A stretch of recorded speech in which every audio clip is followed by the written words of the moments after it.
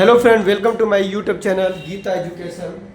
तो आज हम आप सभी को एक मैथ्स का आयत का परिमाप और क्षेत्रफल कैसे निकालते हैं वो हम आपको बताएंगे। तो आप वीडियो के अंत तक बने रहिएगा और आपको बहुत ही अच्छा से समझ में आएगा। चलिए तो चलते हैं और आपको सिखाते हैं आयत की परिमाप और क्षेत्रफल। बच्चों, ये एक आयत का बगीचा है।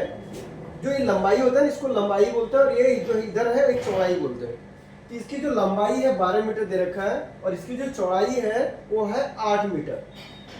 तो हमें क्या करना है, आयत का परिमाप और क्षेत्रफल निकालना है। तो सबसे पहले हम निकालते हैं आयत का क्षेत्रफल।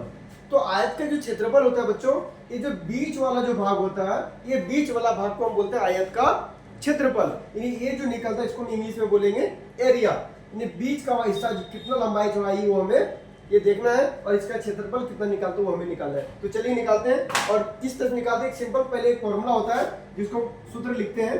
आयत का परिमाप आयत का क्षेत्रफल बराबर एक का फॉर्मूला होता है लंबाई गुना चौड़ाई।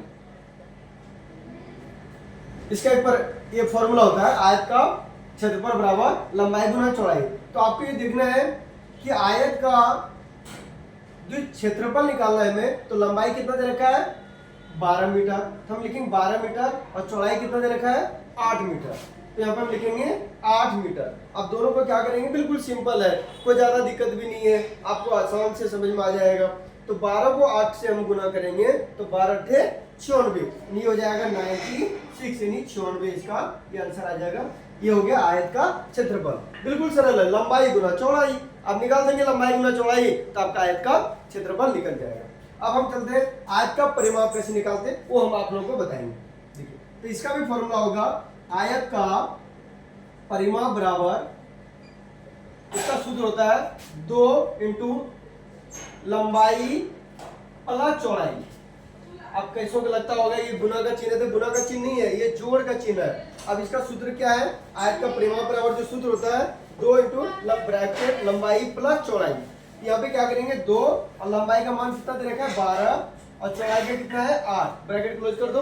अब क्या करेंगे कि हम यहाँ पे 2 का 2 लिख देंगे और यहाँ पे क्या करेंगे गुना का चिन्ह दे करके ये दोनों को प्लस कर देंगे। 12 और 8 को क्या कर देंगे प्लस, कितना हो जाएगा 12 8 20 हो जाएगा। अब देखो कितना सरल है। अब 20 को हम 2 से गुना कर देंगे तो कितना आंसर हो जाएगा 20 दूना 40। ये हमारा क्या निकल गया, ये आंसर निकल गया। ये हो गया आयत का परिमाप। तो बच्चों आप सबों को समझ में आ गया होगा। अब बहुत ही सिंपल मैंने आप लोगों को बताया आयत का परिमाप और क्षेत्रफल कैसे निकालते हैं। अगर आप चैनल पे नए हैं तो आप सब्सक्राइब कर लीजिएगा और ऐसी तरह वीडियो देखने के लिए आप लाइक शेयर और कमेंट जरूर करिएगा। और आगे इसके बाद हम दूसरा फिर आपको लेके आगे वीडियो में मिलते हैं आपसे। जब तक के लिए ऑल द बेस्ट।